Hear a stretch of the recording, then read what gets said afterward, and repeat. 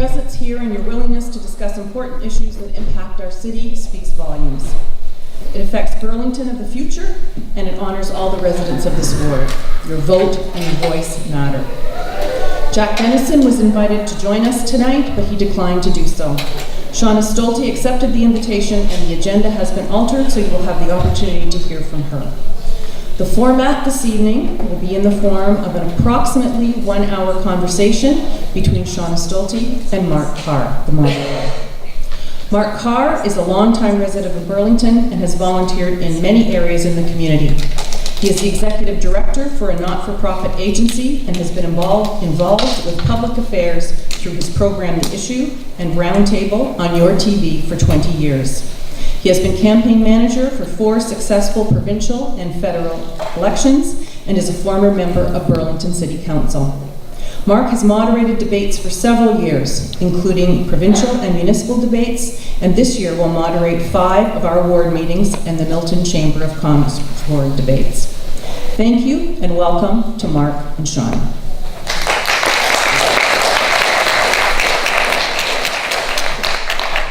Thank you very much. A little uncomfortable without anything in front of me here, but we'll settle in very quickly, I think. Shauna and I are just going to discuss some of the issues, obviously with no time frame because Shauna, there's nobody else here. If Jack happens to show up, we will revert then to our normal format, where I'll stand over there and fire the questions in a time frame to the candidates. So, are you nice and relaxed now, Sean? Good. See, this is just like The Issue on Cogeco. Only this is well prepared. So. We have some questions that the candidates submitted, and those are the questions I'm going to start with. And then I'll get into a little bit of the questions that the audience has requested an answer for, and some of them emailed to ECOB prior to this. So. Okay, great. Nice and relaxed. Yes. Come on, let's go. Okay, Shauna, what are your 2 highest priorities for the ward and for the city, and why? That's a very good question. I've been door knocking since just after the provincial election, so I've had the incredible pleasure of talking to thousands of Ward 4 residents, knocked on lots and lots of doors, and I think the first priority that I would venture to bet I could count on 2 hands the number of homes that have not brought up this issue in Ward 4, and that is traffic congestion. It seems to be a huge concern for people, especially in our ward, where people move to Ward 4 to live on nice, quiet residential streets where they could relax, knowing that their children could play in the front yard, or their children could ride the bikes on the street or skateboard, or that they could walk their dog without concern. And what I'm hearing is a lot of stories about the traffic congestion on our major arterial roads and how that's impacting our quiet streets. That people will get frustrated, drivers will get frustrated in the fact that it used to take 15 minutes to get across Burlington, and now it takes 45 minutes to go the same distance. People don't want to sit in traffic, perhaps they're late for appointments. A bit of aggression comes into play, and they dive off the major arterials and they dive down into the residential streets. And I've heard stories of cars clocking 80 to 100 kilometers an hour in 40-kilometer residential zones. And now people are afraid to let their kids play out front, and they are afraid to walk their dogs. And that is something that comes up again and again and again. And so it's all sorts of traffic then. Congestion, speeding, yep. And so on. How can you as a member of council eliminate or mitigate that traffic congestion that the residents are feeling? I think that we can certainly work stronger partnership with our police services. A lot of people have requested more creative ways for stronger enforcement. There's also, I've had a lot of conversations with people about speed bumps, and that speed bumps actually don't help. Speed bumps, a lot of people have said, and I've heard this repeatedly, a lot of people say that speed bumps distract drivers, and that what drivers will do is they will speed in between the speed bumps, slow down to go over the bump to save their transmission, and then speed up again. So they don't actually help control the speed. There's other alternatives that we could do. We could introduce more speed tables. I think that's the term for them. There's a few over in the west of the city. Okay, could you explain what a speed table is? My understanding, and I'm not sure if I'm using the right term, but the idea, and I'm sure you've probably all seen, it's where instead of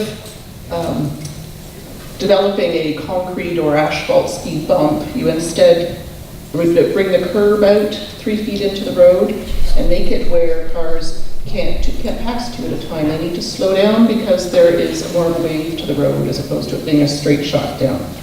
And those seem to, from the research I've been doing, have a little bit better effect on bringing speed to drivers' attention and not having it be the temptation of a straight throughway. Okay. How about the second issue of high priority for you? High priority. The second one that I hear most often when I'm talking to people in Ward 4 is about over-intensification all across the city. I mean, there's been a lot of conversation, a lot of concern about downtown. I'm sure we'll talk about that as well. But specific to Ward 4, a lot of infill, a lot of communities and neighborhoods that really enjoy the character of their neighborhood with 1950s style bungalows that are being taken down and developed with 7,000 square foot huge homes that come right to the lot line, and the trees are taken down, and it just changes the character of the neighborhood. So that's something that I'd like to really look at on council, is taking Roseland and Shore Acres lead as far as doing character studies in a lot more of the neighborhoods around Ward 4 and perhaps around the city, and really taking a look at what makes those neighborhoods special, what had people move in the first place, what makes people stay for so long, and how can we protect so that when we do develop, which we need to, it's done in a way that protects the character of a neighborhood. Okay, just to follow up on intensification a little bit more, that has to do with our official plan. That was submitted to the region, and council, in their wisdom, had passed it the way it sits. So what in that draft official plan that's at the region now would you change to mitigate that over, as you say, quote, over intensification? Interesting. I think what I would change speaks to the second piece of over-intensification, not specific to small neighborhoods, but more to the comments I'm hearing about downtown. What I would like to see changed in that official plan, and what I will advocate very strongly for us to push back to both the region and the province, is that I believe that an error was made back 10 years ago when the Places to Grow Act with the provincial government, when the opportunity was given for Oakville, Burlington to have a say in where we wanted our urban growth center. Oakville made a very purposeful choice to not have their downtown be an urban growth center. Burlington for different reasons, and I'm not party to what the reasons were at that point. I had a hard time going back 10 years to find out.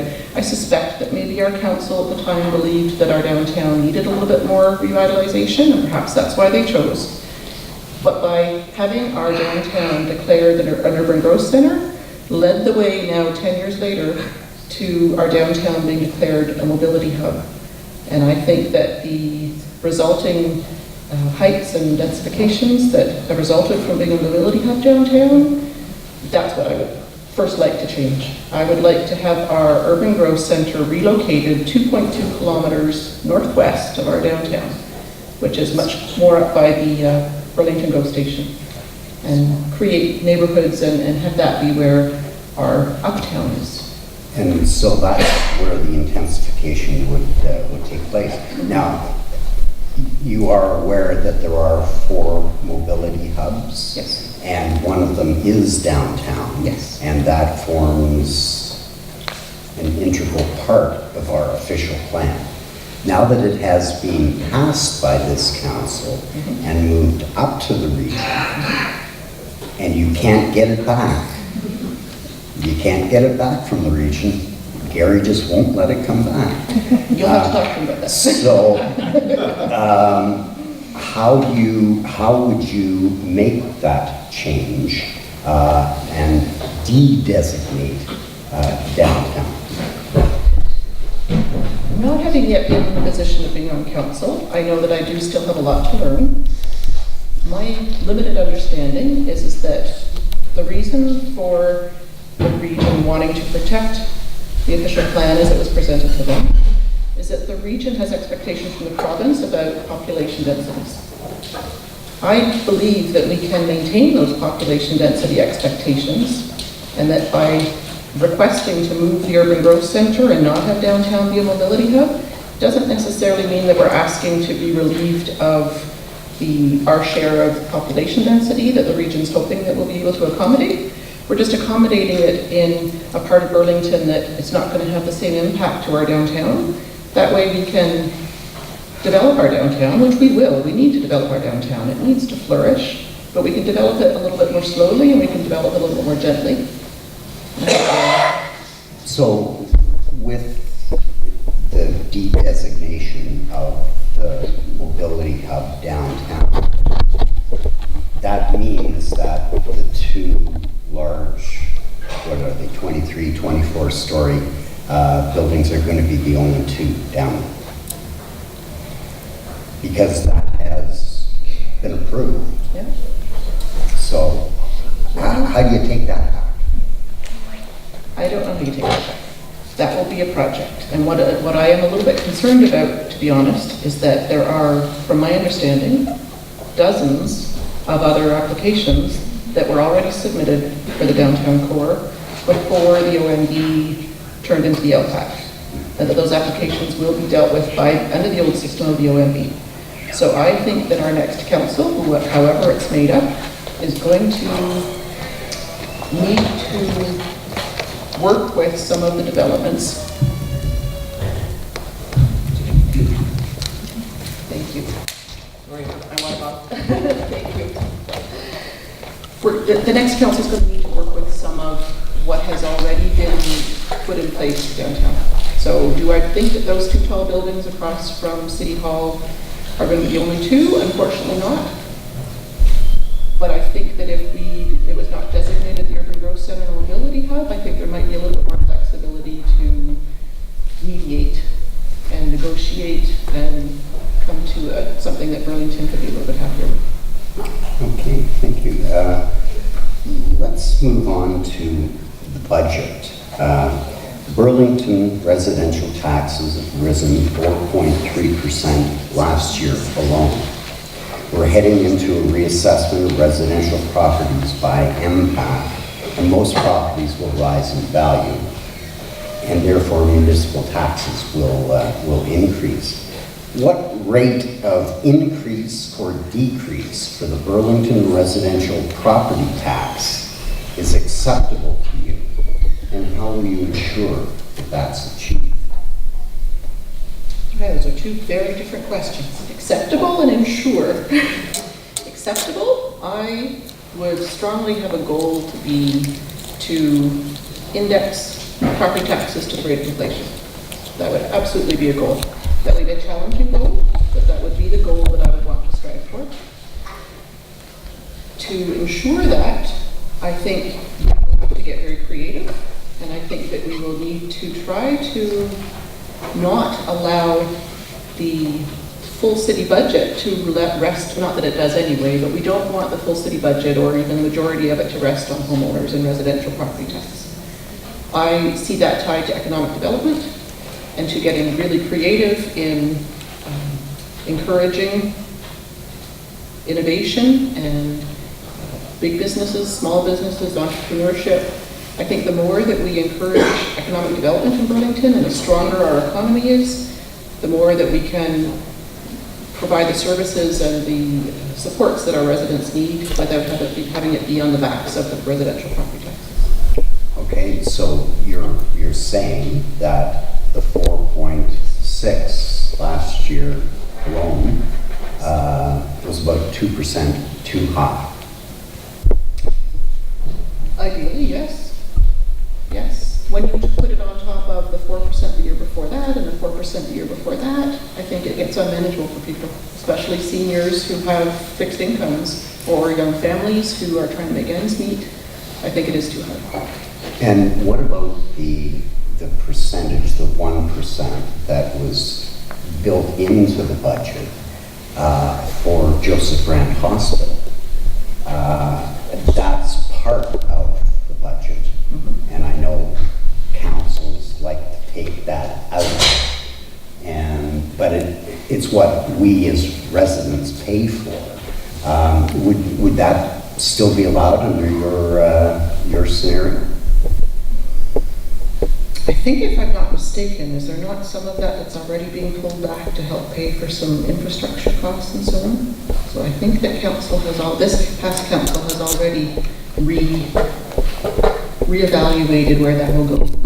Okay, all right, that's great. How should council better engage with residents over citywide issues? Now this, as the introductions that I was on council, and even at that time, there was difficulty engaging people. How do you see that engagement taking place to give people an understanding of the issues before it comes to council for a vote? I like how you said that, because before it comes to council for a vote is what's critical for engagement. I think that sometimes we overcomplicate conversations.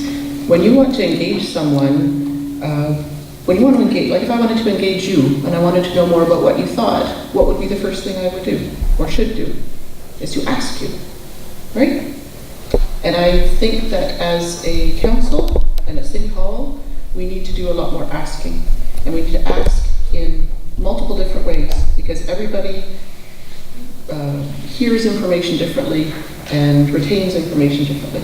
So I think we need to ask through door-to-door, knocking door-to-door and have canvassing. I mean, that's the best way that I have found out what residents of Ward 4 want. I mean, I've tried hosting a town hall and it was a good experience, but there was nothing like just door knocking. That has been the hallmark and the strength of my learning what people want in the ward that I want to represent, is literally knocking on the door. And sometimes the conversations are half an hour and I only get one street done in an afternoon, but that is okay, because that's why I'm out there. I'm out there to ask, I'm out there to listen, and I think that that's how we need to engage. I think we need to ask, we need to listen long before we act. And we only act after we have asked the questions, listened to the feedback, made sure that people felt as though their time was respected if they offered feedback, and that feedback was listened to, and that we then work together to come up with what the community feels the community needs. Okay. From a practical perspective, you're saying, if I can make this assumption, that you would knock on doors. Well, let's take the budget now at 4.3%. You would engage with the citizens of Burlington, and one of the main ways to do it would be to knock on their door and ask. Do you think that there's enough time in the budget process to allow that engagement, as you outlined, to take place? Not like that. No, I get what you're saying, and maybe I should have been more clear as well, is that asking can take place in a lot of different ways. I think when it comes to ward-specific issues, neighborhood-specific issues, the issues of traffic congestion and speeding and so on, if there's issues that certain wards or certain neighborhoods bring up, I think those are things that you can take the time and perhaps use volunteers. I'm not necessarily talking about the councillors themselves always being the one door knocking, but volunteers and community representatives who could go door to door and ask for smaller community issues when it comes to the budget. That would be much more a matter, probably, of town halls. And it would be about maybe sending out information over social media, sending out information over email, sending out information via newsletters, sending out information via inviting people to town halls to ask questions and to hear what is being proposed. It's just about finding different ways to engage and talk to people long before the decisions are made, so that people feel as though they had an input. You mentioned Oakville a little bit earlier.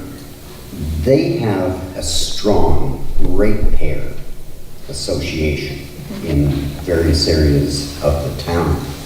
Is that something that you would suggest to council as an engagement process, to have those ratepayer groups exist in Burlington like they do in Oakville? I do like the idea.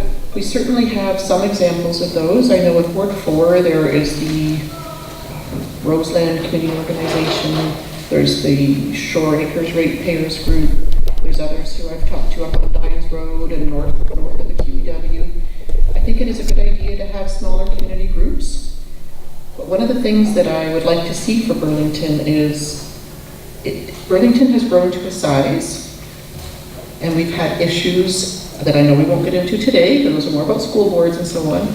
We may get into them. Issues that have divided neighborhoods and divided communities. And so while community groups and ratepayer associations can be very helpful in engaging people because it gives us a smaller network to feel comfortable engaging in, I'd want also to try and find an opportunity to bring those ratepayer groups together to make sure that we're still a cohesive community and that we don't end up being a community that has voices all over but not one voice together. Okay, so if I'm hearing you correctly, on the budget, we'll just use that as an example of engagement. The staff puts on, I can't tell you how many town hall meetings that are not well attended at all. How would you encourage people to come out to those very, very important town hall meetings on budgets? On the official plan, I can't tell you how many times they've had town hall meetings. Mm-hmm. Nobody, or very few people come out. How do you engage the rest of the community to attend those things that are going to be important, not important now, but are going to be important when the issue comes forward to you? I think that speaks a lot to whether people feel as though they're being listened to.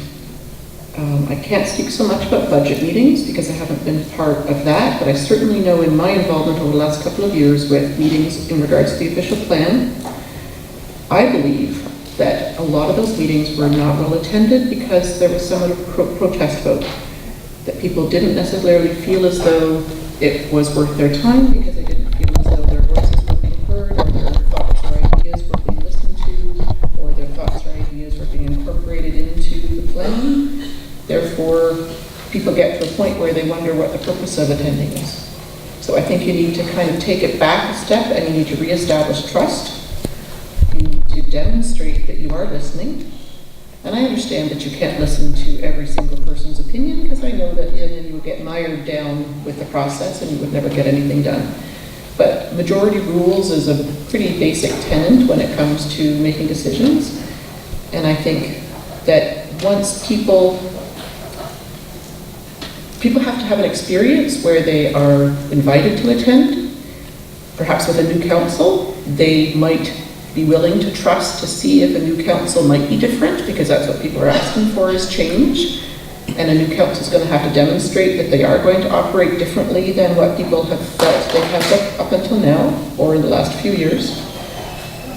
And if a new council can demonstrate that they are listening, I think you will establish more trust. People might be more willing to come out to meetings and the engagement will follow. So I don't think it's a matter of forcing engagement, it's a matter of building trust so that people will engage.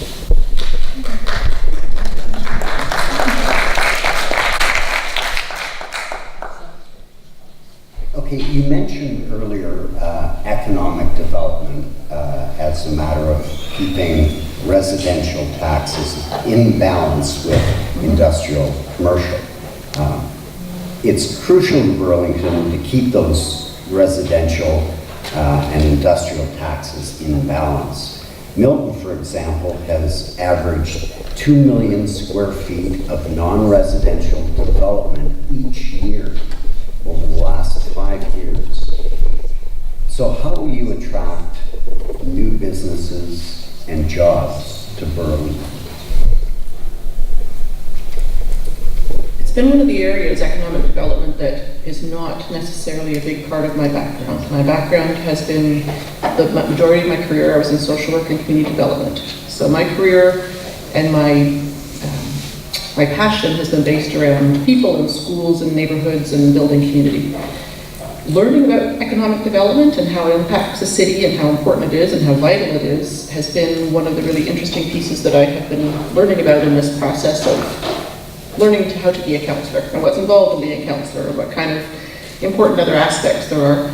One of the pieces that I was really intrigued when I was researching was about the Canada's Innovation Corridor. And that's the stretch that's between Toronto and Waterloo and encompasses Hamilton and Burlington in between.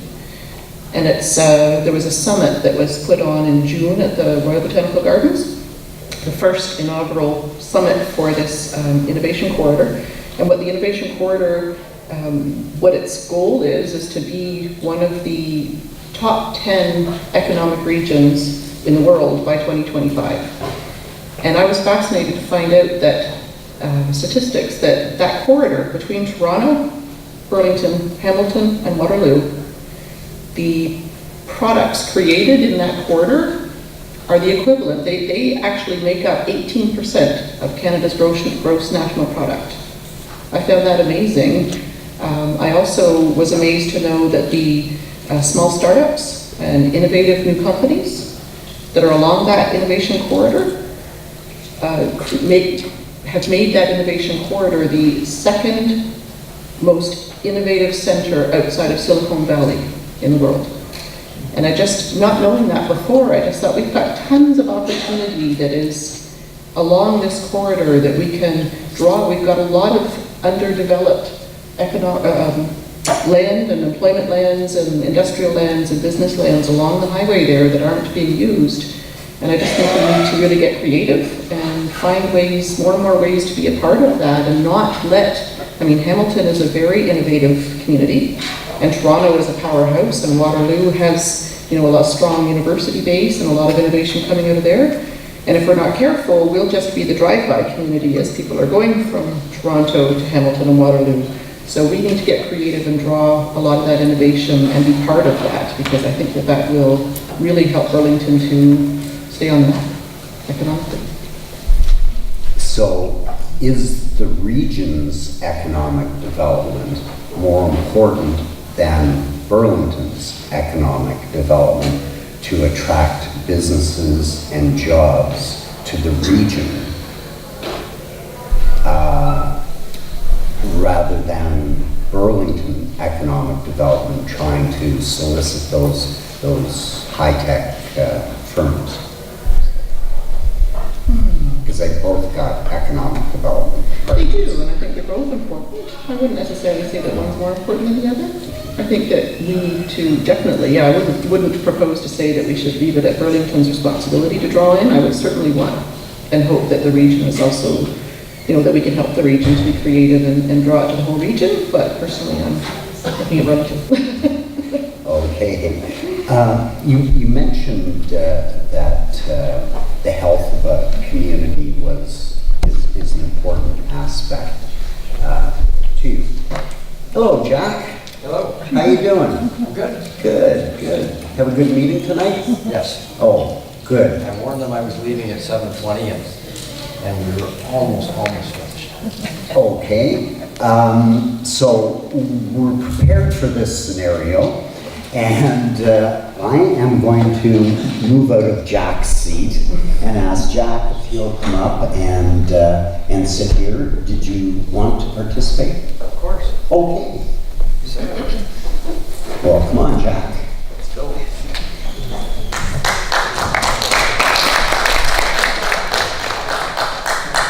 That's for work, right? I want to thank everybody for coming, and I'm sorry I'm a little tired.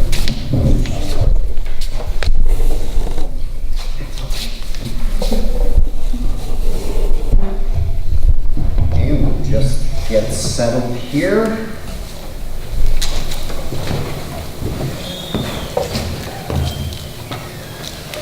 That's your name.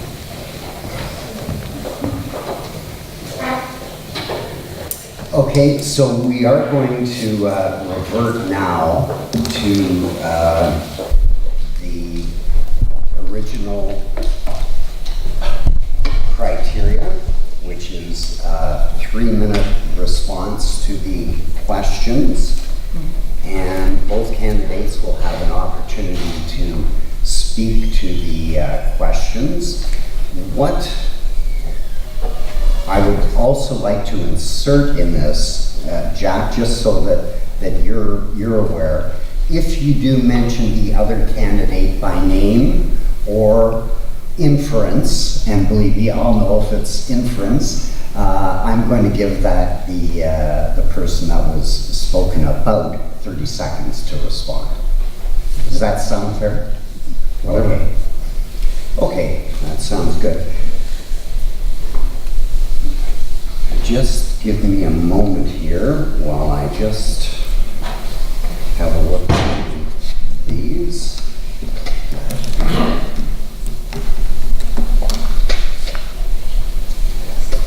Okay, this is a question, and we'll start off with Jack.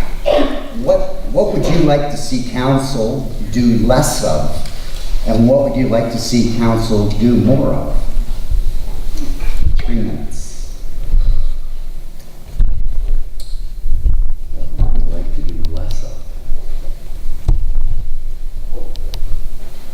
I would like to see us do more of getting people involved earlier in the process, particularly for development applications.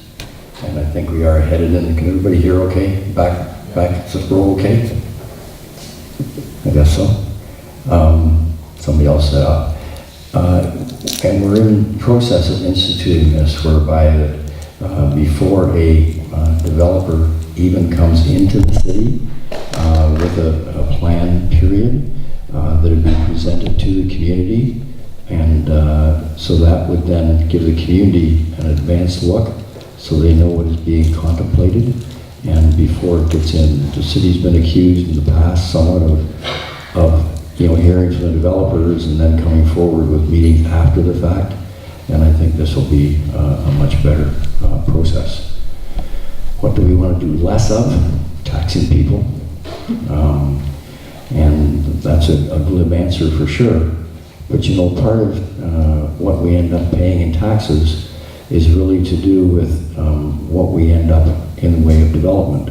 So a short answer, you said I had 3 minutes for each of these? No, or 3 minutes total. Anyway, short answer is, if the staff do the budget and they come in with a budget that they think is an appropriate budget, and then we'll say it's 4% of an increase. What comes off that before the increase gets passed to you folks, to us, is the actual growth in assessment value. And right now the growth in assessment value is running in the neighborhood of 0.75%. And so that 0.75% would come off the 4 points that I was talking about, which would leave you with 3.25. But obviously if our growth rate was 2%, then 2% would come off the 4%, and you'd be left with a tax increase of 2%. So development is important. If you attest to wanting to keep our tax increases within reason. Could expand a little bit and say that's all subject to market value adjustments and assessment adjustments, but And it depends on where you fall, your particular property in relation to the average for the city of Burlington. If you're above average, you would see an increase. If you're below average, you would see a decrease. There you go. Okay, thank you, Jack. Sean? I think my answer is a little less technical, not having been on council. I don't know as many ins and outs. One thing I probably would like to see council do, they're probably related. I'd like to see council do more, have more opportunity to be out in the community. I think our council is very small and we have a lot of boards and other council commitments to, you know, with the Burlington Hydro and the museums and so on. And while I think that those are excuse me, very important, I would love to see the opportunity for our council to be, for the proportion of time to be a little bit more balanced so that the councillors have time to get out in the community and maybe do a little bit more of that engaging with the residents. So the flip side of that is what I'd like to see that council possibly does less of is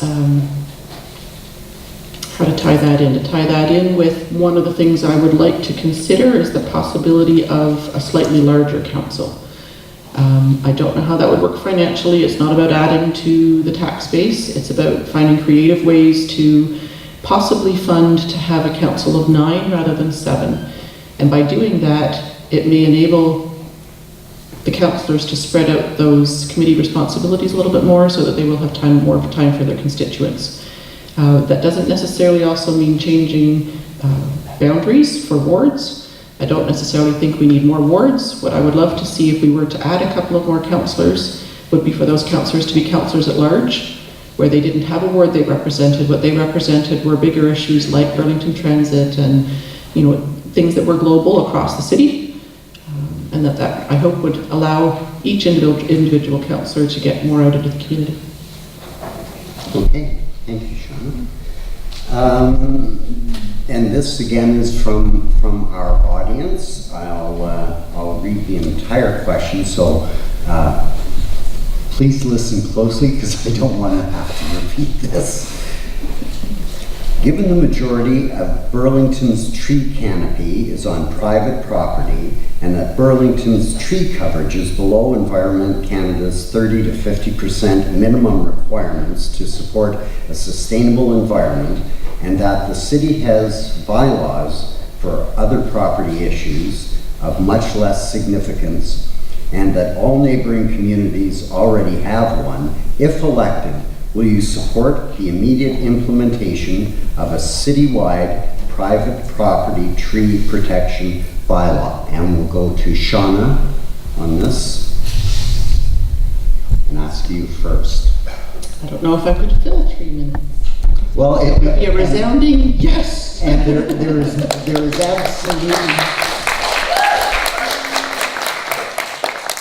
there is absolutely no requirement to fill the full 3 minutes. I would just reiterate what a lot of what was said in the question is that I was shocked when I found out that we did not have a private tree bylaw. When I was researching and realized how many communities around have had a private tree bylaw for years, I was actually rather embarrassed that we didn't as a city. I'm not sure why it's taking so long.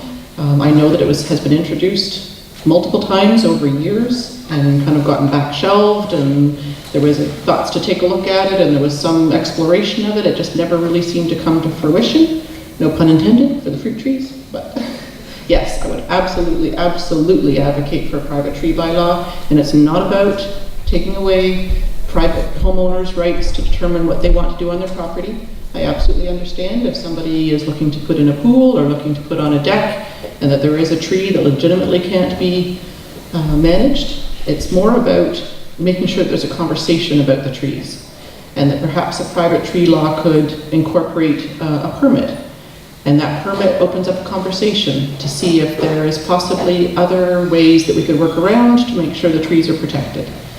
If it really comes down to the fact that a pool's going in and there's a tree right in the middle of where the pool's going to go, perhaps there's a fee for the permit. And what that fee does is ensure that there is a fund created to replant trees elsewhere. If a tree comes down, then 2 more trees go up. Because it's not just about protecting our tree canopy. In an ideal world, we build upon our tree canopy. Okay, thank you, Shauna. Jack? Yes, I certainly supported the trial for the private tree bylaw on Roseland as a forerunner to a citywide private tree bylaw.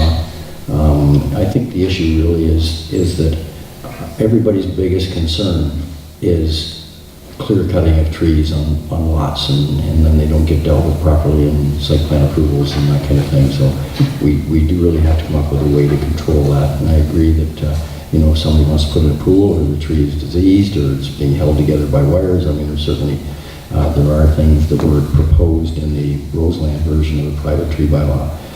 I'll take it a notch further and say two things.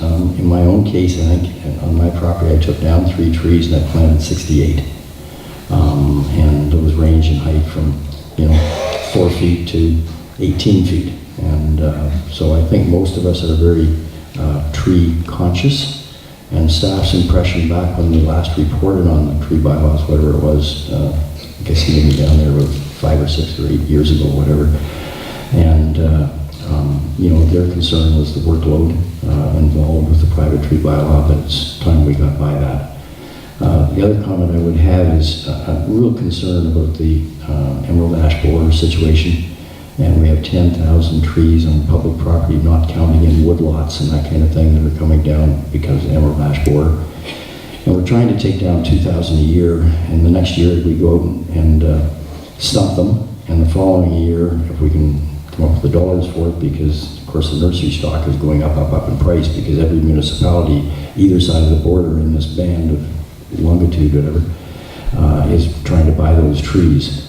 And so that would mean 3 years at least that we lose the growth. And I'm hoping to pass a staff direction that would have us actually allow residents who want to, and all kinds of people have said this to me for ages, I'll buy my own tree, I'll plant it, I'll look after it.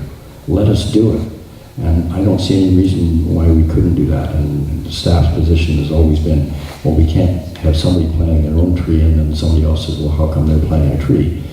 That can be a choice, but I think particularly because of our need for tree canopy, the sooner we get those trees planted back in and growing, the sooner our canopy grows up. So I entirely support increasing our canopy. Thank you. Thank you, Jack. And this question, Jack, will be the first one to respond. Are those all questions? I'm sorry? Are those all questions? I hope you brought breakfast and pillows. Go ahead, I'm just kidding. My sleeping bag's in the back. I don't know about yours. We'll be respectful of the time frame so that we can ensure that we're finished by 9 o'clock. Okay, so we may not get to all of these questions, but here's the next one. What steps would you take immediately on being elected to address the increasing problem of our retired seniors becoming part of the Halton poverty statistic?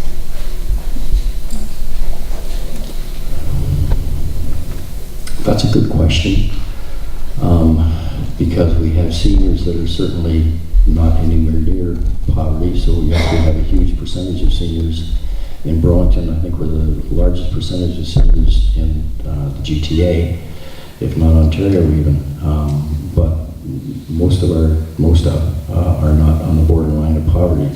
The ones that are on the borderline of poverty, we have to react to totally differently. And it might not just be seniors, it might be people who are disabled, it might be, all kinds of situations. And I think we have to be prepared to deal with those more on a one-to-one basis. That's where social services from the region can come into play and help out with that.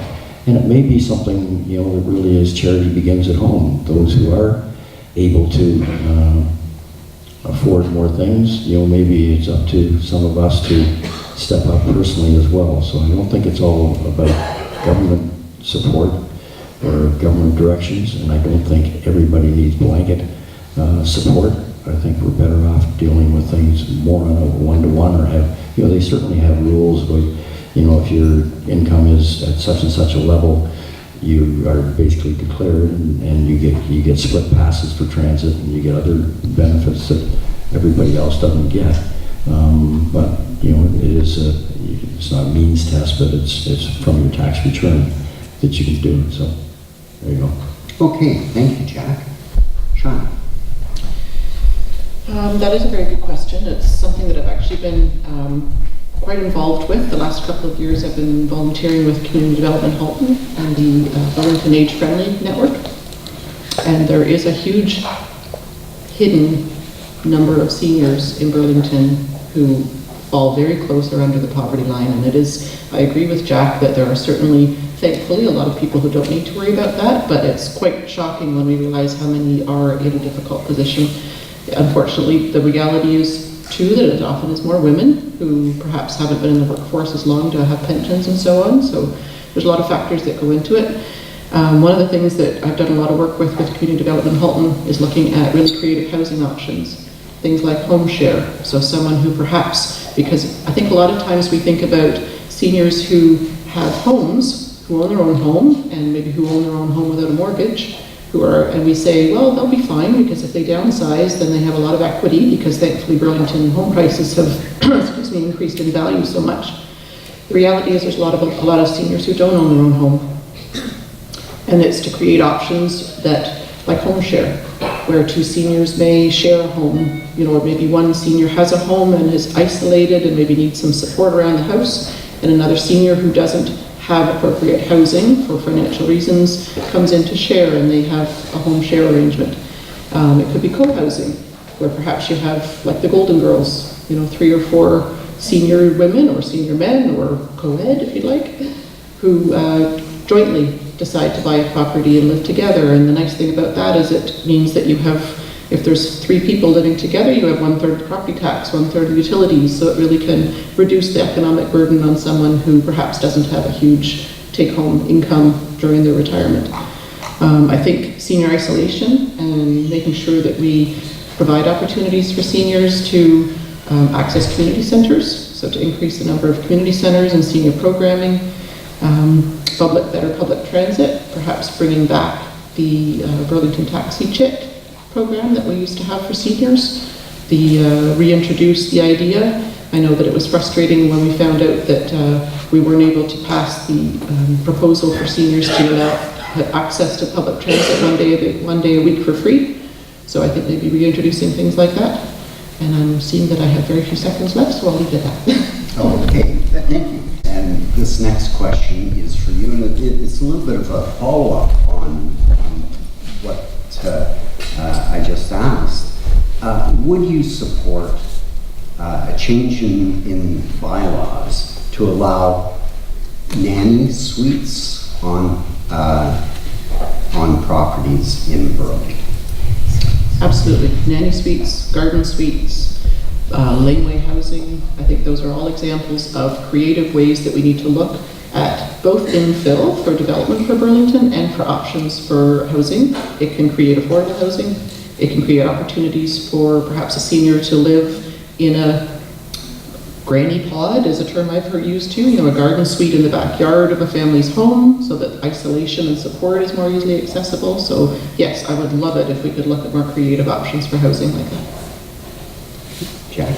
Yeah, all good suggestions, and we have to look at every avenue. In our official plan, we actually have approved accessory dwelling units once the official plan is finally finished, and so that gives extra capacity for housing.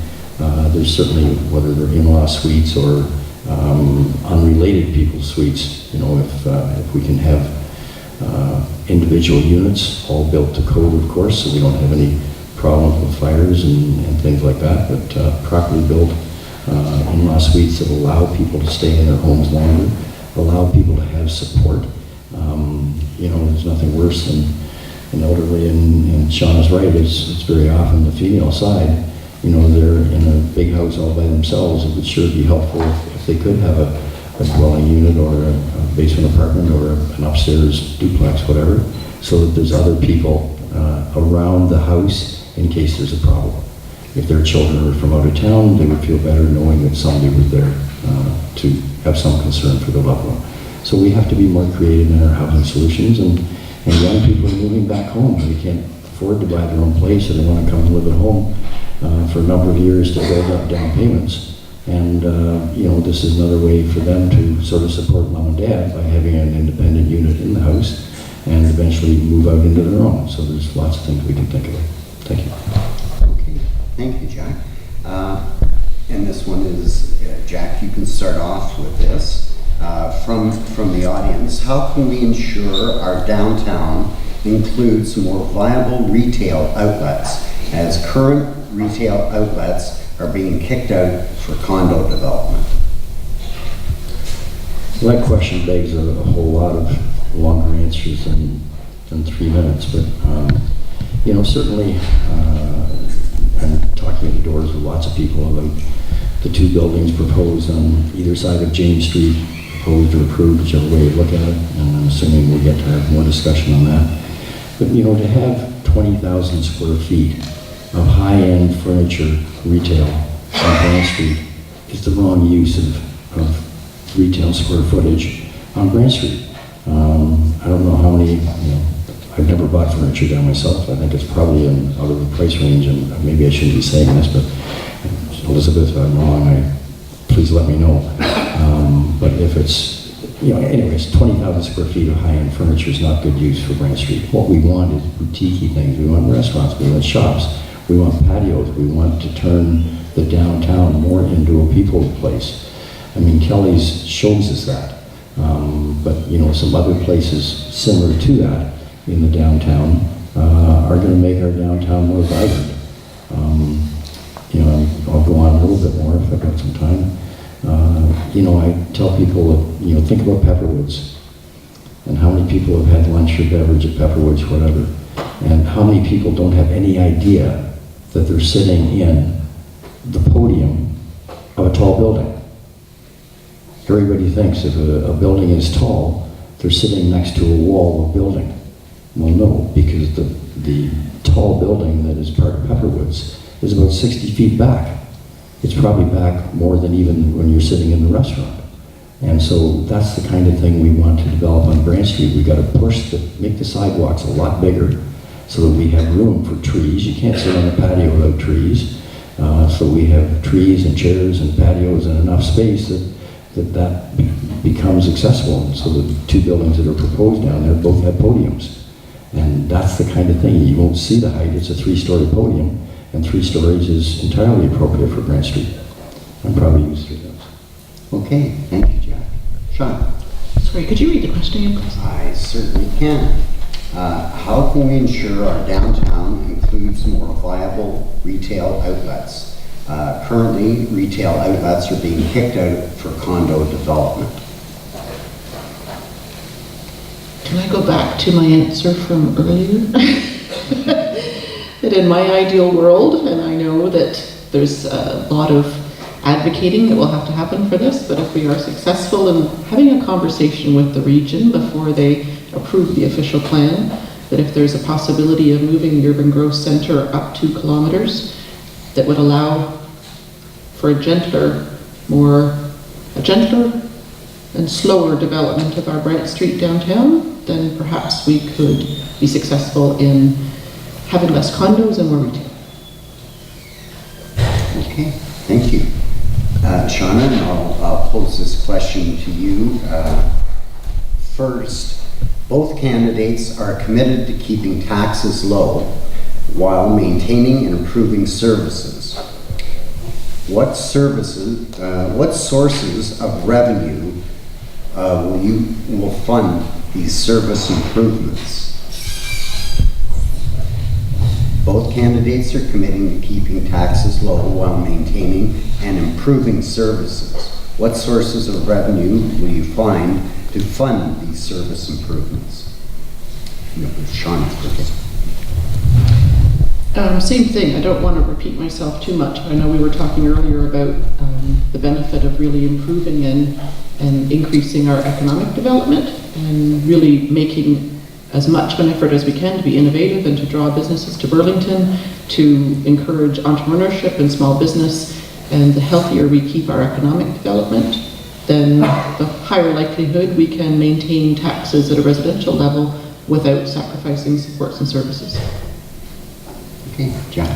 Burlington Economic Burlington Economic Development Corporation is doing an excellent job for us.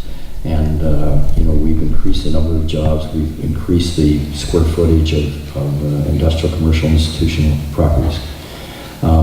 Commercial properties pay like 2.3 times the tax rate of residential, and industrial pays about 1.8, numbers approximately there.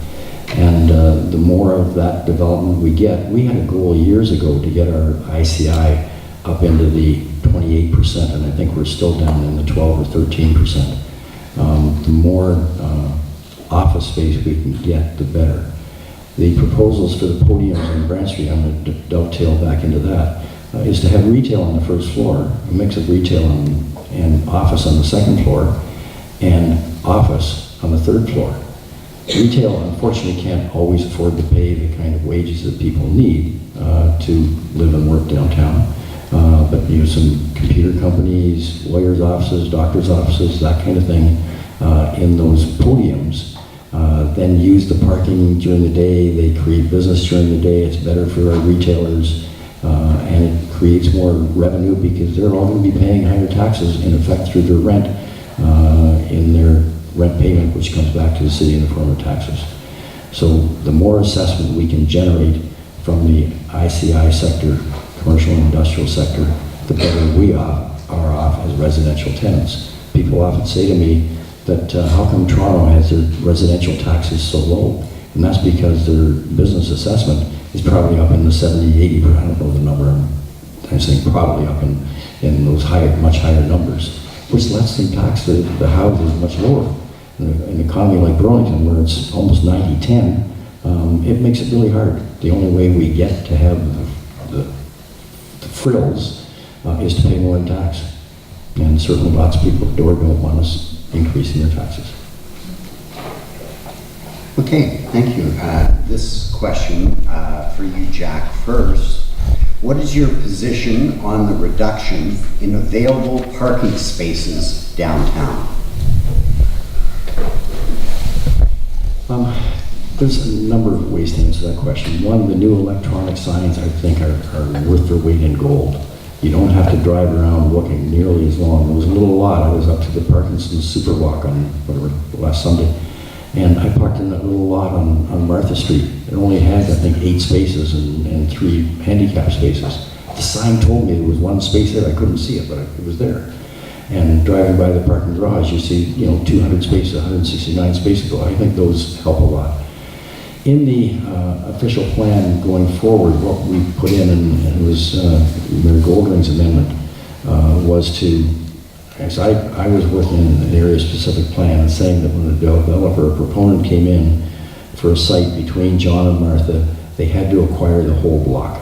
And in that whole block, they might get 1 tall building. They might get 2 mid-rise, they might get 2 low-rise. So we have a variety of heights in every single block. So every development isn't asking for too much height. That also means we wouldn't get anywhere near to high numbers. Maybe in the entire downtown, we might have 8 new buildings 100 years from now, not in the next 2 years or 10 years or 25 years.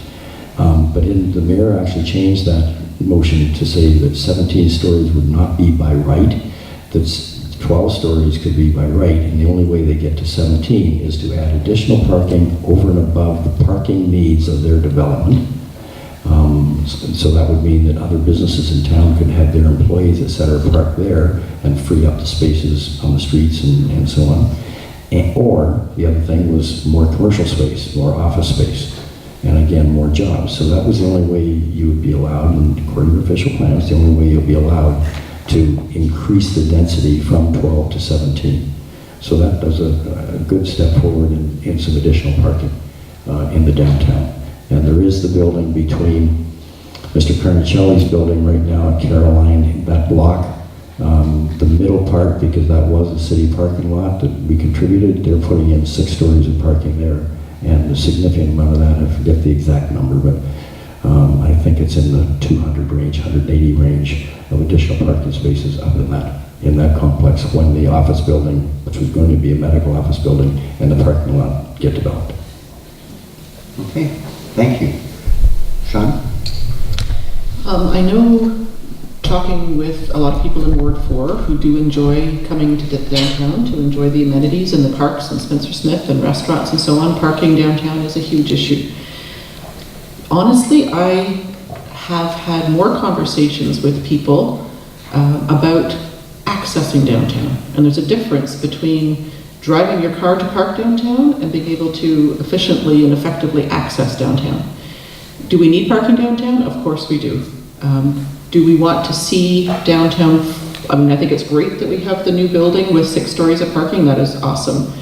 I'm not sure that we want to see a lot of those in downtown. I'm not sure that's also how we want our downtown to look, or a lot of street level parking. I'm not sure it's economically viable to start digging too far under the ground for parking. I think we can do that certainly with some of the condo developments that go in, but general public parking, I think it would be interesting to look at some creative options. I know when we have the festivals, we have like a shuttle system. And I'm thinking if we had opportunities to park our cars further away, but had access to a shuttle that ran every 10 minutes through downtown. The other thing is that I hear a lot of people who would like to see our Burlington public transit improve dramatically. And I think if we had a really efficient and effective and cost-effective public transit system, people would be willing to use that to access downtown and not feel as though they have to take their car, and maybe feel as though they can have a glass of wine at dinner on the patio downtown if they know that they can easily and quickly jump on a bus to get back out to Guelph and New Street. So I think there's a bigger conversation than just about more parking downtown. It's about sufficient parking downtown as well as other ways to access downtown.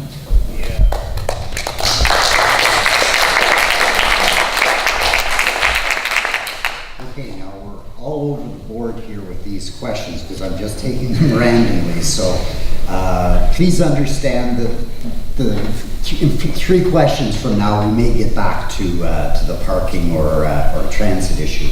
But Shauna, this is for you. What is your position on city government privacy and safety regarding drones? And it's the very first time that I've had this question. So thank you, whoever wrote it. That is an interesting one.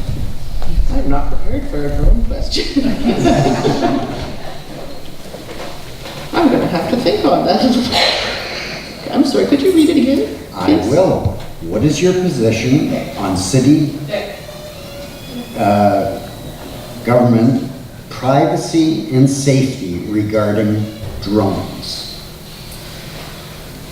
Safety, I have a little bit of a harder, I'm going to have to think about the safety piece. Privacy, I think, certainly comes to my mind much quicker, please understand that I have not put much thought into the whole drone issue, but off the top of my head, government use and how it would impact private citizens' privacy issues, I would have a problem. I could see where the safety may come in from a police perspective, but if we're just talking about Burlington City Council, I would have a big problem with privacy issues with drones. So I think that's kind of a very roundabout answer. I'm sorry to whoever asked it. I'll have to put more thought into that. Okay, thank you, Shauna. Jack?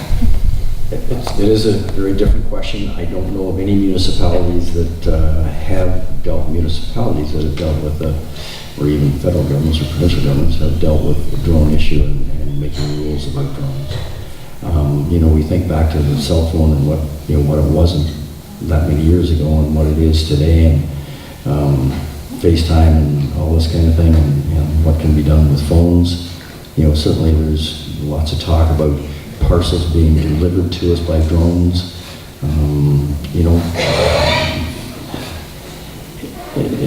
We have to move with technology. We have to be progressive and advanced in our thinking.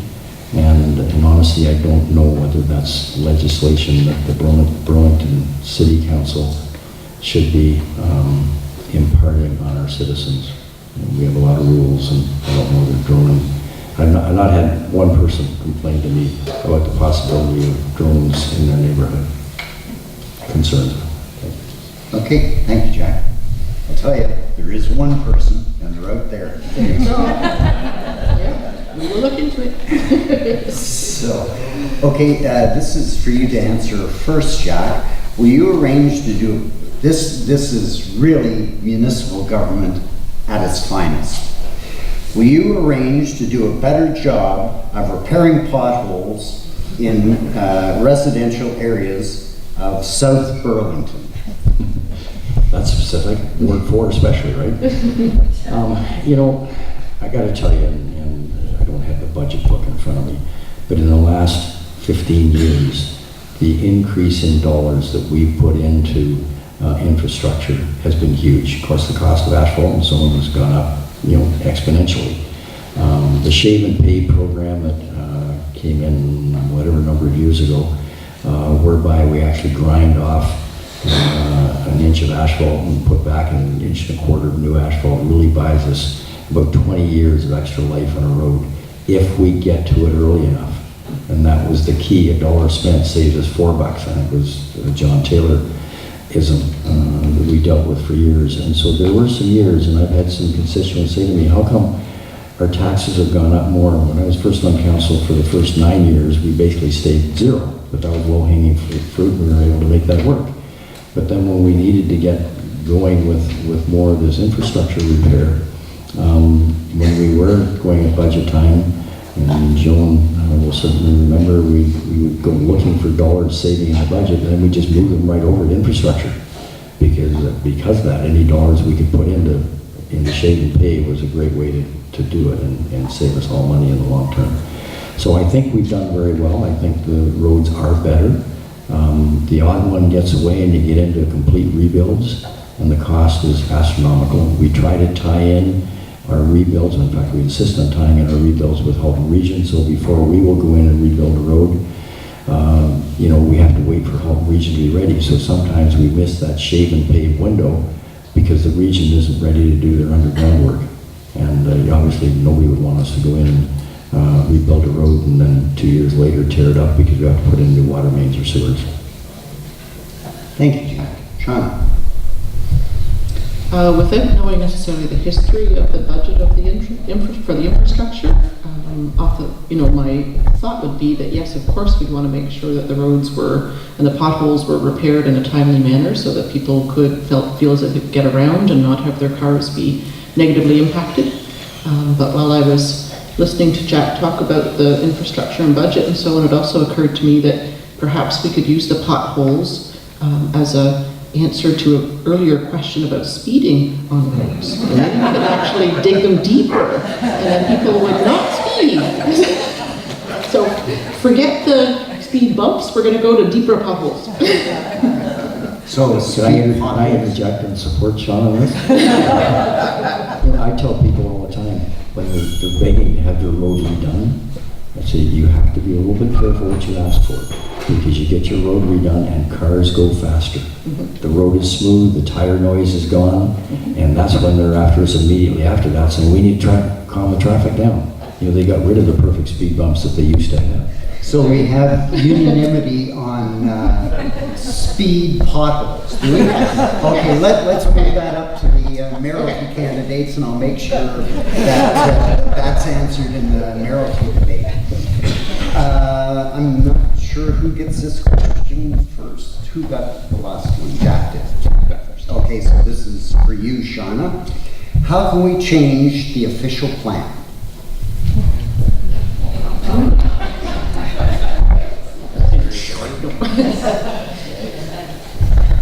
There are a lot of really good parts in the official plan. There are a lot of really good parts. I think the vast majority of it we don't need to change. There are a few things that we do need to relook at, I think. I, for one, was hoping that it was going to be something that was put on pause until after the election so that a new council, whoever that council is, would have a chance to take another look at it. I don't think that having a second or third or 12th set of eyes is necessarily a bad thing. So it's a very big question about how can we change the official plan.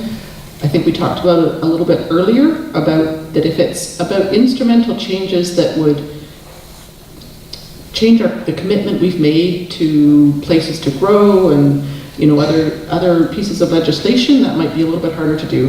If it's about maintaining the commitments that we've made as a community to the region or to the province, but doing it in a way that works better for Burlington, I'd like to think that that is an argument and a conversation that we can take back to the region and reopen up to say, we're willing to commit to developing our city, but we want to do it the way we think it should be done, and that's possibly how we could make some changes to the official plan.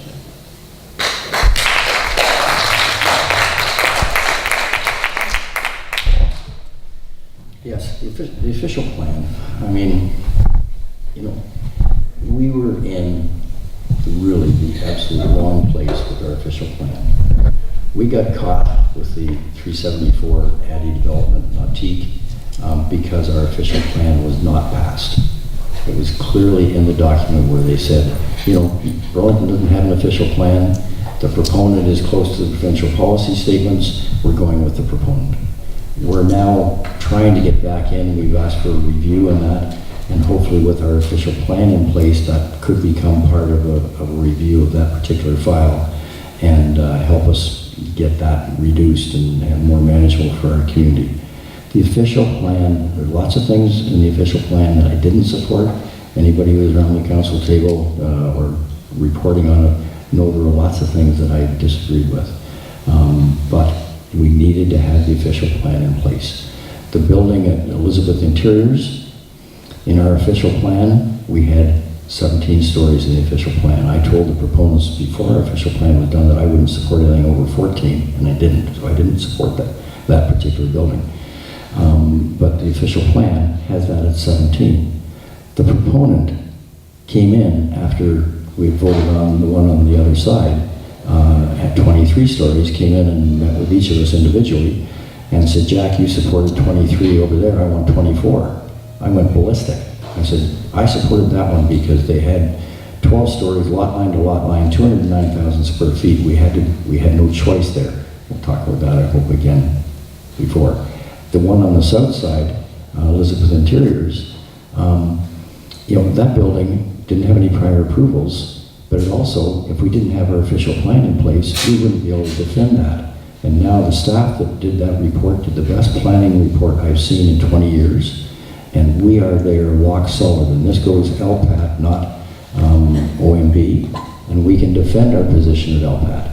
And we can keep our official plan and not go above 17. Not that I want it that high. So the official plan was very important to get passed. And it would have been an absolute wrong decision to delay it because who knows, whatever number of buildings could come in, we'd get caught again. We can't now.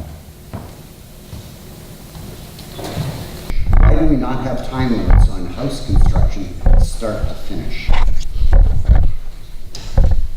That's a very good question, and it certainly does come up in neighborhoods where issues go on, and there's certainly a few in Ward 4. There is a time limit for start. I believe it's 2 years once you get your permit. If you don't get started in 2 years, your permit has to be reapplied for. But I don't know anything in the Ontario Building Code, and that's really what we're children of the province. I don't think there's anything in there that gives us the ability to have a time limit on completion of construction. And so I don't know that, as far as I know, we as a city of Burlington can't do that because it's not in the Ontario Building Code. Okay, thank you. Shauna? I didn't know about the 2 years to start. That's interesting to know. I do know that it is a big issue out in the community. I know that there's a lot of building going on, Goodroom and other streets down in Ward 4, and a lot of people who have brought that to my attention to say, why is that house? It's been half built. And I think a lot of issues people have is not only about the house only being half built, but also it means it's a construction site for that length of time, and that there's a Johnny on the spot on the front lawn, there's piles of construction bricks and debris and bushes that have been removed, and it's a mess, and it's an unsightly mess. And I think I would like to see if there are opportunities outside of the Ontario Building Code. I'd like to think that as a community we could put some restrictions, and at the very least we could increase our property maintenance bylaw that says that if you have a valid reason, if finances or something has happened that you're not able to complete your build, that at least the property is maintained in such a way that it doesn't negatively impact the rest of the street. Okay, thank you, Shauna. Next question. Premier Ford has stated his government will hold municipal governments accountable on budgets. And he tweeted, we were given a mandate by the people to reduce the size and costs of government. How will you reduce the size and costs of government in Burlington? Sean? Oh. Well, we could add 2 more councillors.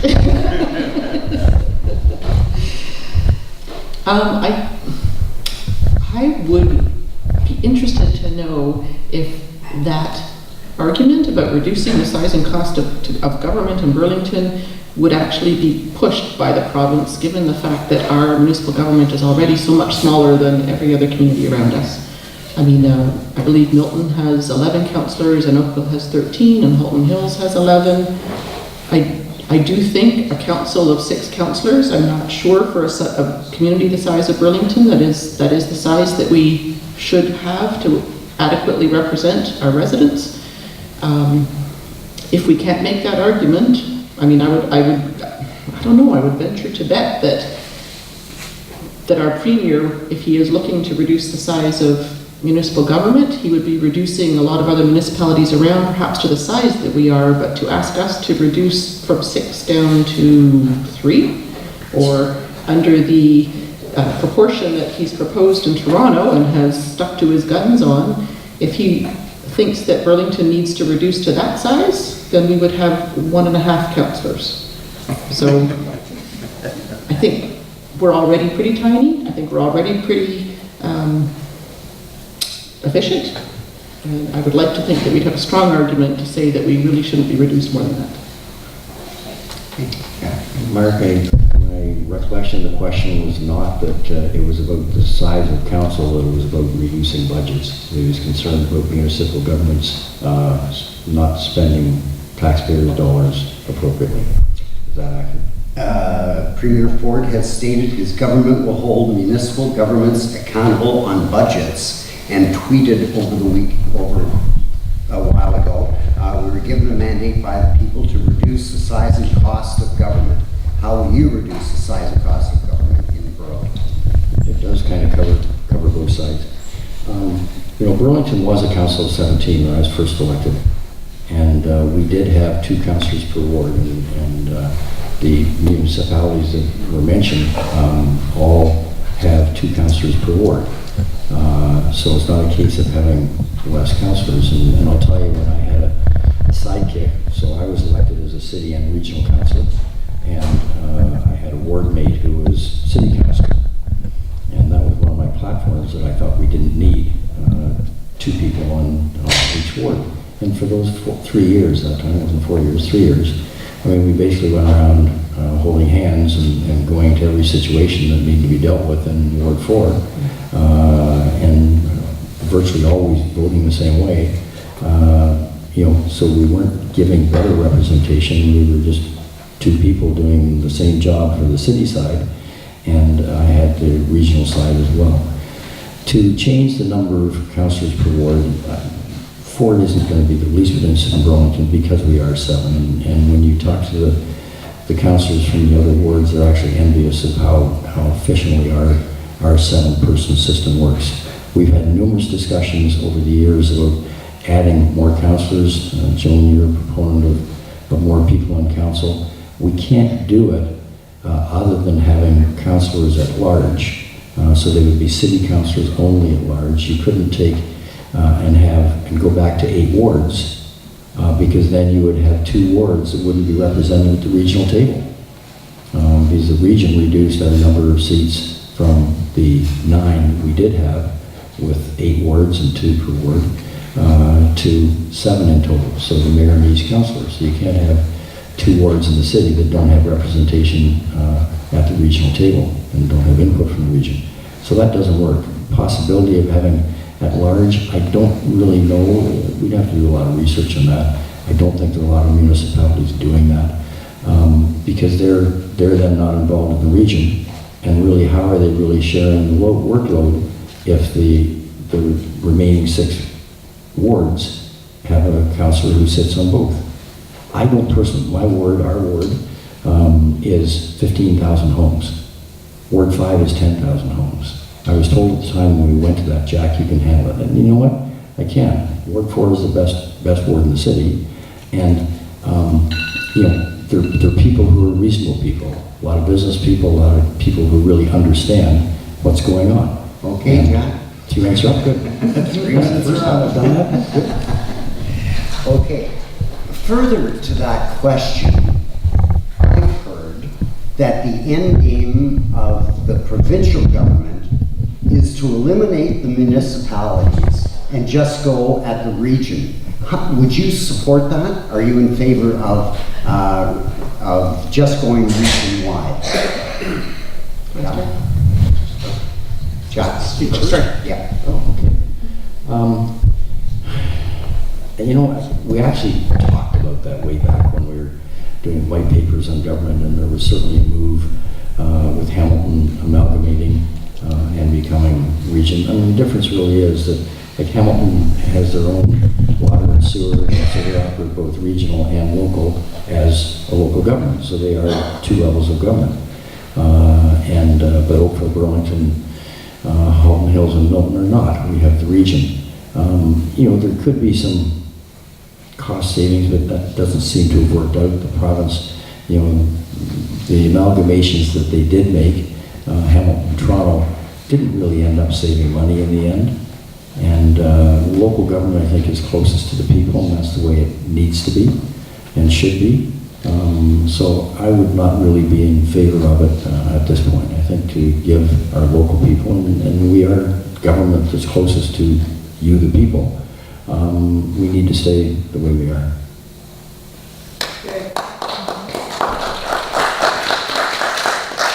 Thank you, Jack. Sean? I would say that I totally agree with Jack on that. Kumbaya next. Yes, no, I would not like to see that happen. I think cost savings would be the only valid reason to even consider it, and I don't think it would be worth the sacrifices that we would make. Hamilton is much more of a cohesive community. I mean, I know there's different neighborhoods and so on, but it is a city unto itself.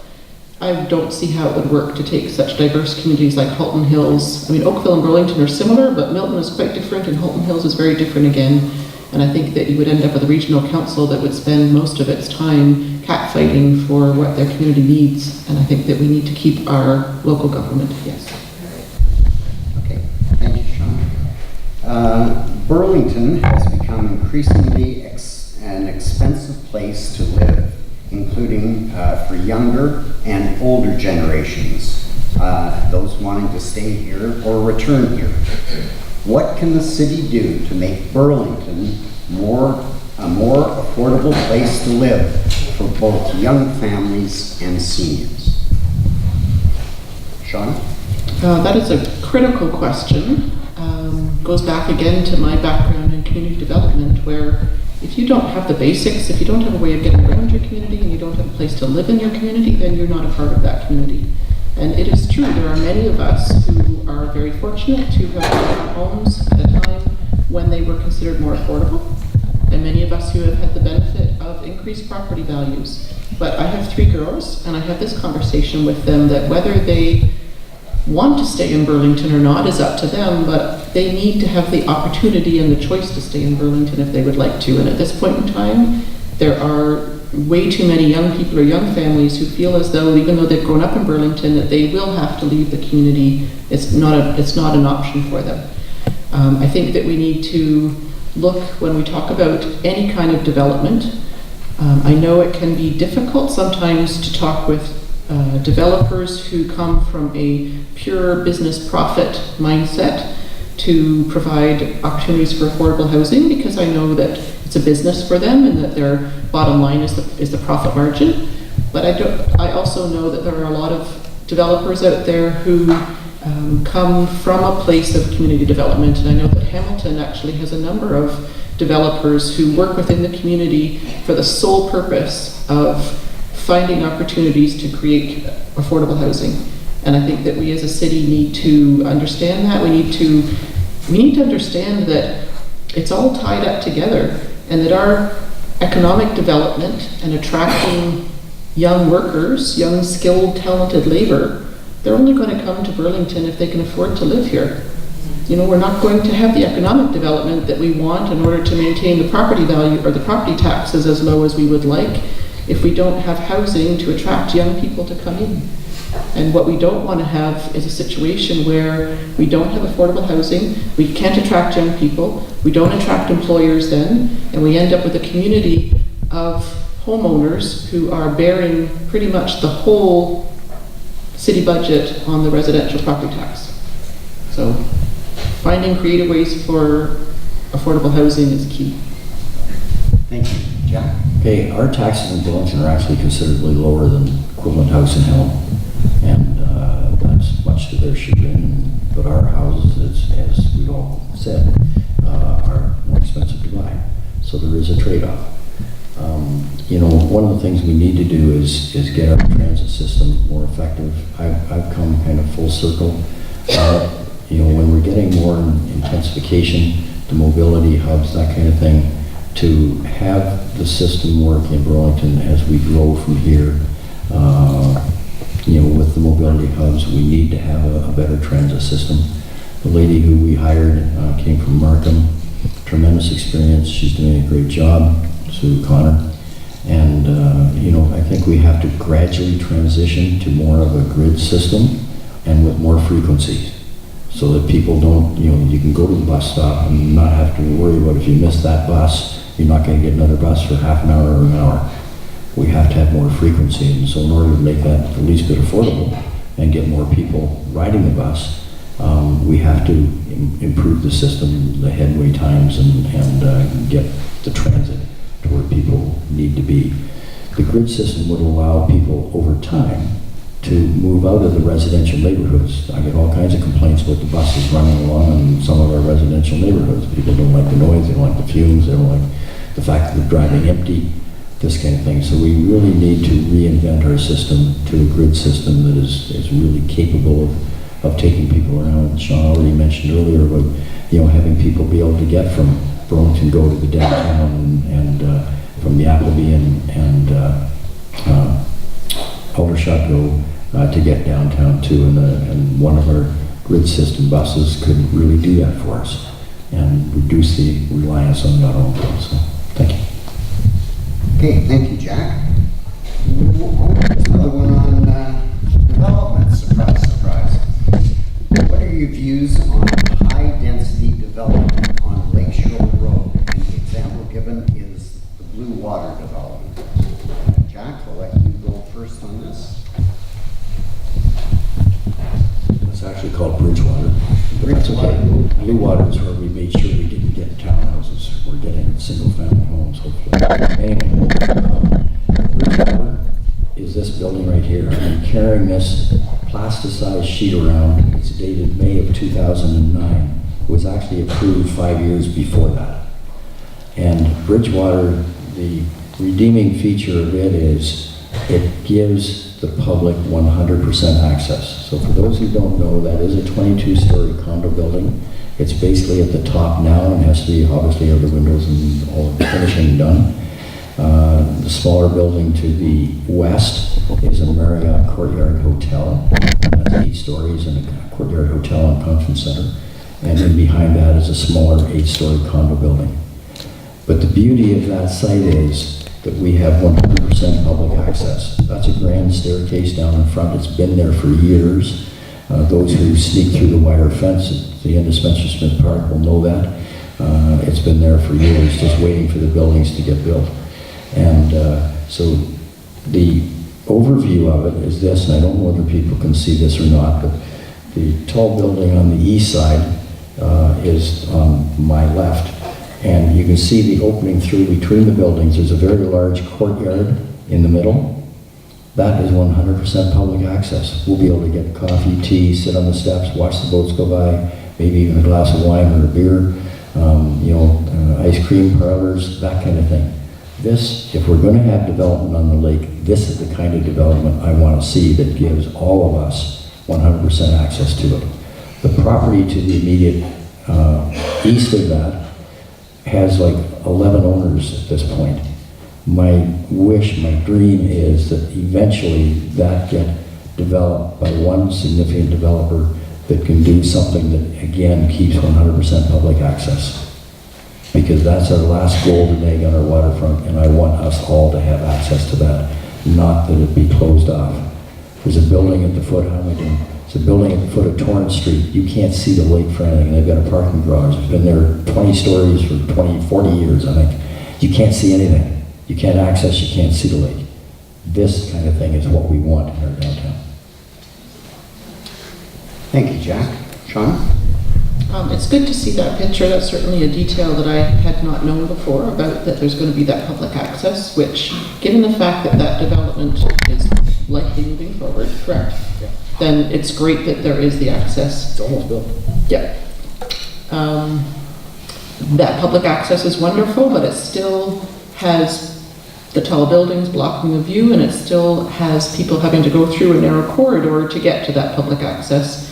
I think that moving forward, it would be ideal for us to limit the number of developments at that height and at that density right on the lakeshore. I'd like to see the lakeshore much lower than that.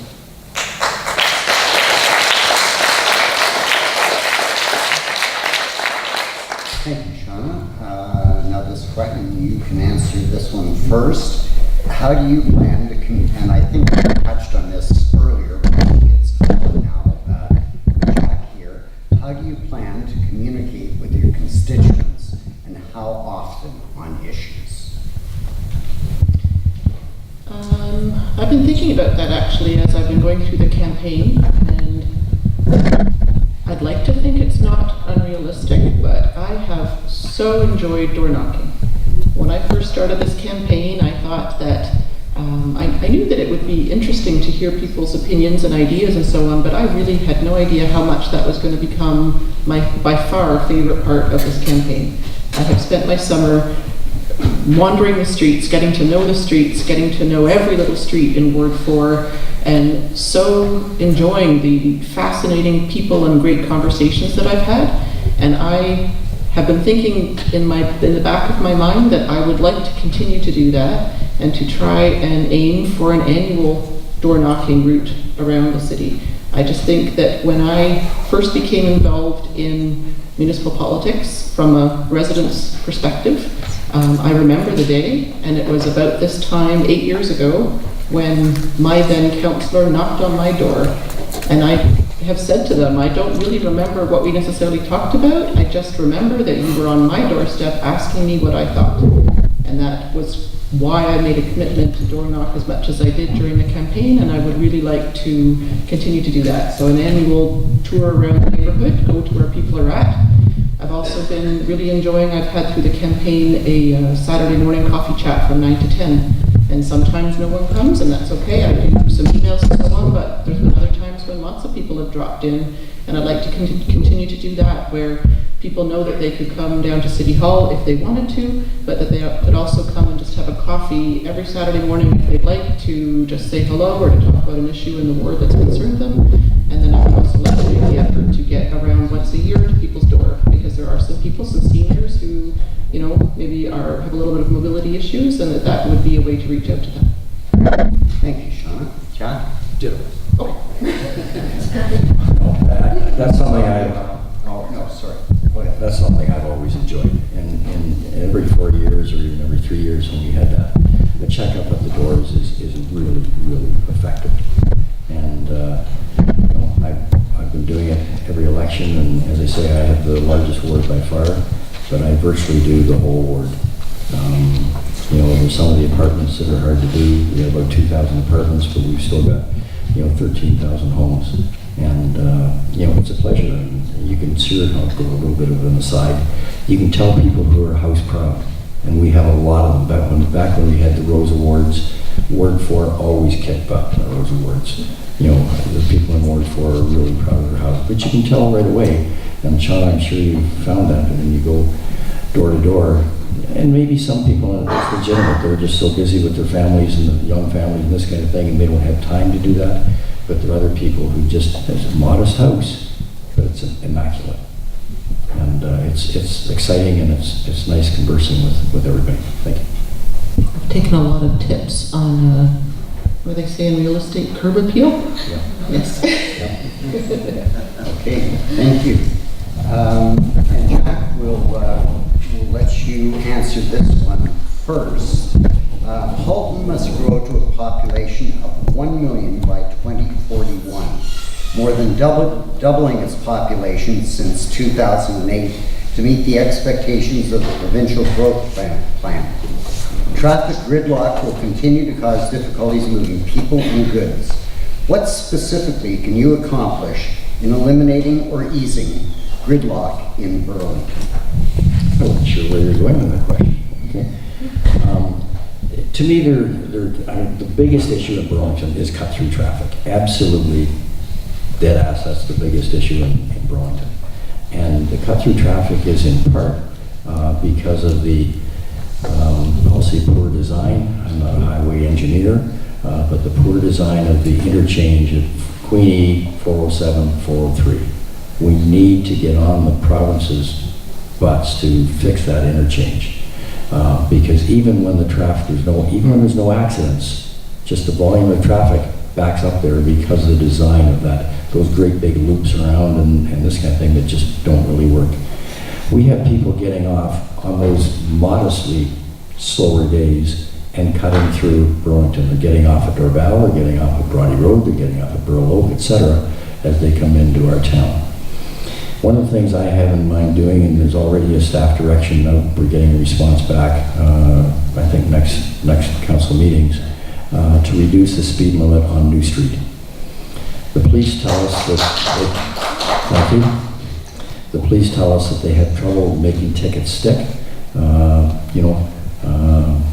less than 15 kilometers over, and a 60-kilometer speed limit on New Street and Honesty, Fairview, and Harvester Road. That's no tickets till 75. That's a crazy speed limit to be driving in there. And New Street is a classic example because we have churches and schools and all of that.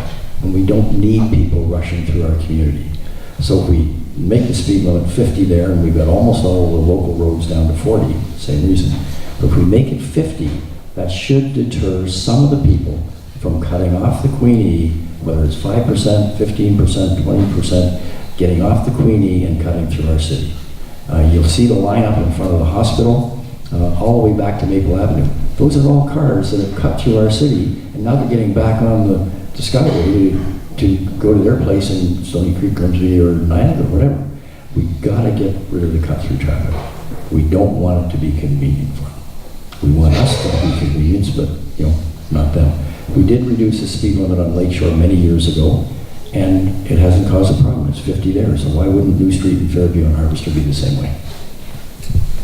Thank you, Jeff. Sean? With the cut-through traffic, and we're going to have to get back to the region and really advocate for ideas and opportunities to allow, as you said, people who don't live in Burlington but are needing to get past Burlington, that they can do that efficiently and effectively without having to come through our city. I think one of the things we can do within our city for our residents to reduce the gridlock is to, as Jack had brought up before, dramatically improve our public transit system. I 100% agree with the grid idea. When you look at communities like San Francisco, like Portland, like Vancouver, they have very, very efficient, well-functioning, well-used public transportation systems, and it's because they use a grid system. It's north, south, east, west. It follows the traffic patterns that you would likely use if you were in your car. If you're going to get in your car and try and get from the corner of New and Guelph to Tansley Woods, you're going to go likely 4 streets east and 4 streets north, or the other way around. And if you actually have a bus system that will get you the same way, and you know that the more people, like one full bus takes 60 cars off the road.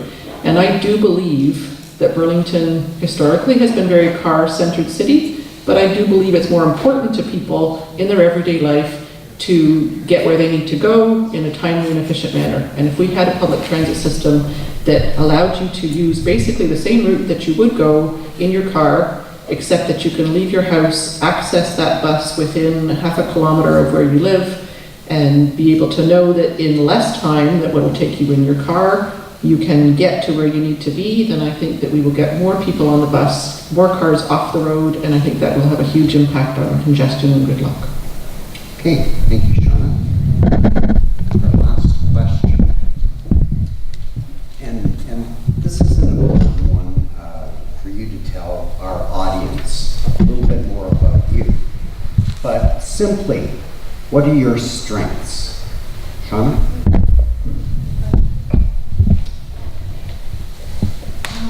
I would believe that my strengths come from the fact that I spent most of my career working as a social worker and in community development, and I chose that career because those priorities speak to my personal values. So I think that I walk the walk, I practice what I preach when I say that community development and people and places and how people live in their community and how people improve their day-to-day life. That is how I have spent the last 35 years.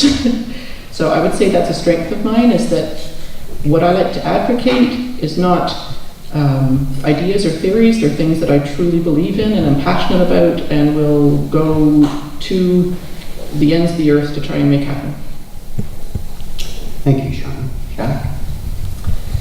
Yeah, end of the earth, persistence is absolutely important. You can get, any good salesman knows that you, sometimes you have to ask the question, ask for the sale 10 times before you get it. And sometimes that's the way it works at budgeting, that's sometimes the way it works, whatever.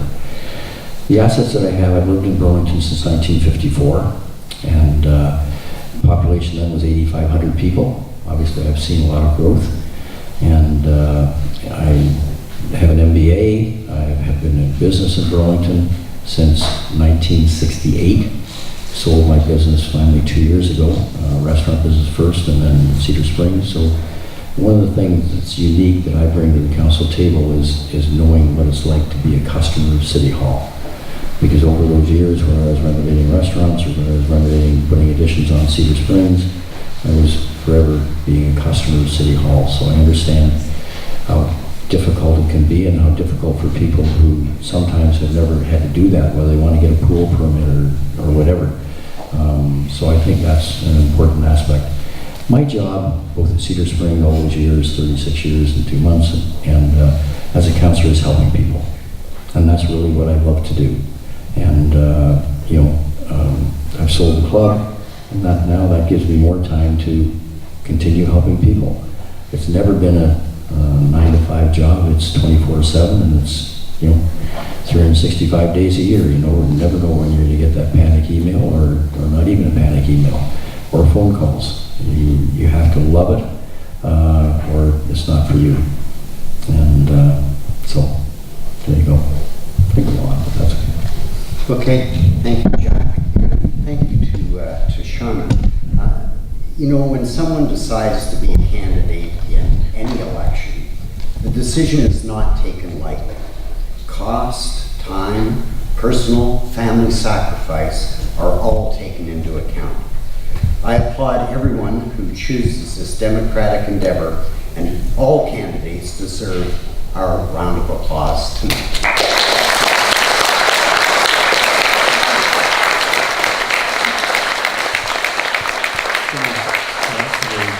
There are a couple of comments that I would like to make another comment on, and Sean might have the same thing, maybe things I've said or whatever, not contrary. I agree totally with. I'm sorry, Jack. We've got a process to go through here. Okay, if you don't mind. I'm wrapping up, so that's Pardon? I'm wrapping up. I know. Okay. So I would like to take this opportunity to thank the Halton District School Board for providing us with this venue tonight. Big thank you to Mark for for moderating the evening, and echo what he said. Thank you to Shauna Stolte and to Jack Dennison for their participation tonight and for stepping up and putting themselves out there on behalf of our city. To the residents who attended tonight and the volunteers and students who helped to make this evening a success. We know that you are here because you are engaged in your city, and we really appreciate that you will take the time to make your voice heard and get out and vote on October 22nd. Thank you and have a good evening.